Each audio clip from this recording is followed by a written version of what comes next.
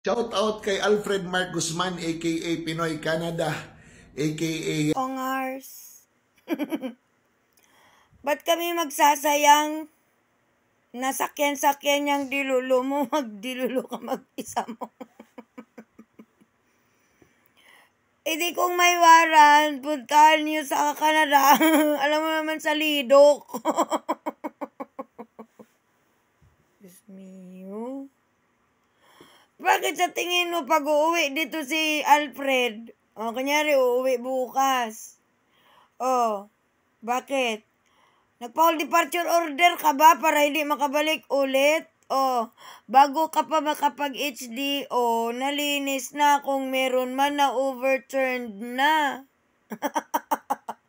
Sa tingin mo.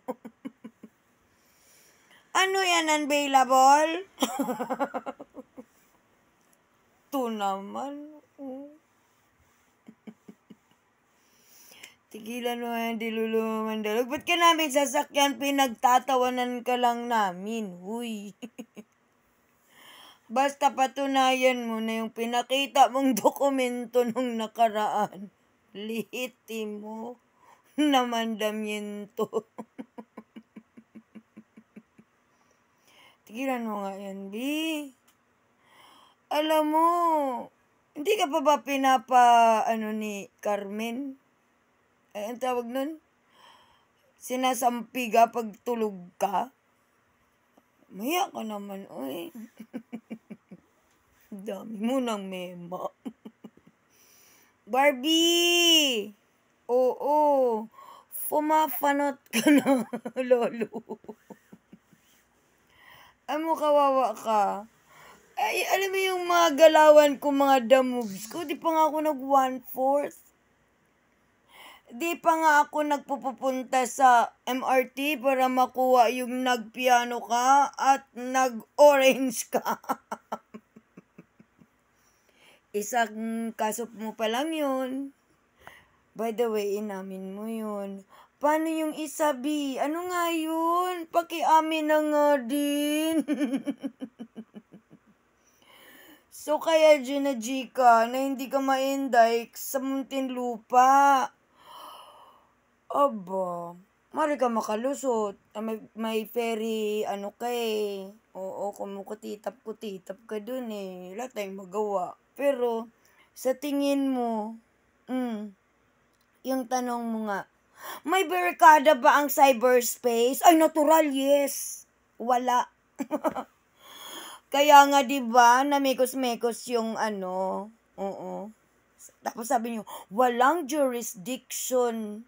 Oo. Yung akaso ni Alfred sa'yo sa Muntinlupa. Tapos ngayon, magkiklaim ka na paano, may barikada ba ang cyberspace? Question ka ng jurisdiction sa Muntinlupa. Ang liwanag pag criminal case, B. Where the crime happened. In the case of cyber libel, where the crimes has been accessed, not necessarily yung aggrieved party, but anyone who accessed it and conveyed it to the aggrieved party, okay, and voluntarily witness doon sa crime na ginawa mo.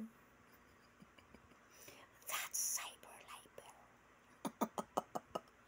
So, Gina-G ka na hindi ka ma-indict dito sa Muntinlupa. Paano yung pagpunta mo sa bahay ko? Paano yung pagmatik-matik mo doon sa barangay certification ko?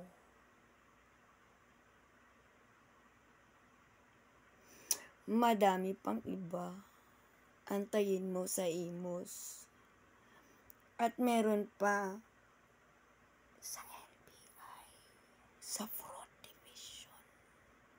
Binanggit mo pangalan ko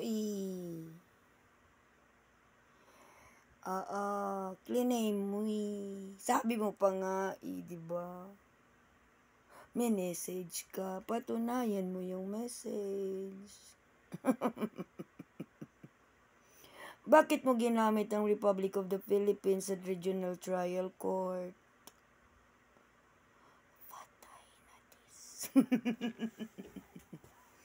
So, pilitin mo na ang third mo na magbe-bail ka, i-approve pa.